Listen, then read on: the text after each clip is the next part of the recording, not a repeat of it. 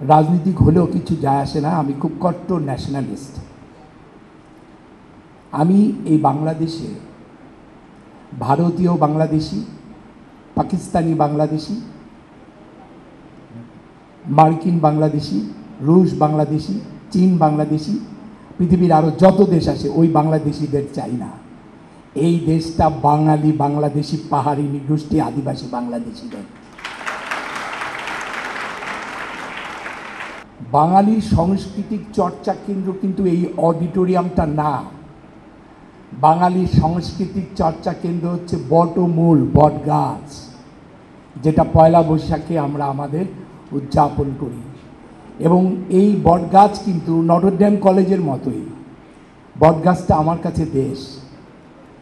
Notre Dame কলেজের পিসাদোর কথা, আমাদের ফাদার পিসাদোর কথা ভীষণভাবে মনে পড়ছে, কারণ নটরডেম কলেজ এমন একটি প্রতিষ্ঠান যেখানে সব ধর্মের মানুষের প্রতি যে ভালোবাসাটা, আদিবাসী, পাহাড়ি, সবার জন্য, এবং কোথাও কোনো ডিসক্রিমিনেশন নেই, এবং সংস্কৃতির শুদ্ধ চর্চা। নটরডেম আমার কাছে বাংলাদেশ, এবং এই নটরডেম আমার অনেক গর্বের।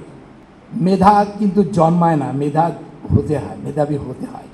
মেধা হচ্ছে ছুরির ফলা, ছুরিটার যে শার্প এজ, মেধা হচ্ছে ছুরির ফলা, যত ঘষবেন তত চকচক করবে, ছেড়ে দিবেন মরিচা পড়ে যাবে।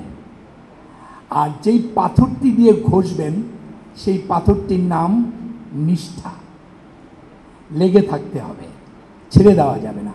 আপনারা আজকে যারা বিদেশে চলে যাচ্ছে, বাংলাদেশের মেধাগুলো, যাক, আমি বলি চলে যাও, যেখানে পারো সারা বিশ্বে ছড়িয়ে পড়ো, কারণ দেশটা ছোট, মানুষ অনেক বেশি। কিন্তু যেখানেই যাও একটা বট গাছ পুঁতে দে, ভুলো না। বাঙালির সংস্কৃতিকে ভুলো না। বাঙালির সংস্কৃতি চিনার তিনটি মাত্রা, প্রধান তিনটি মাত্রা।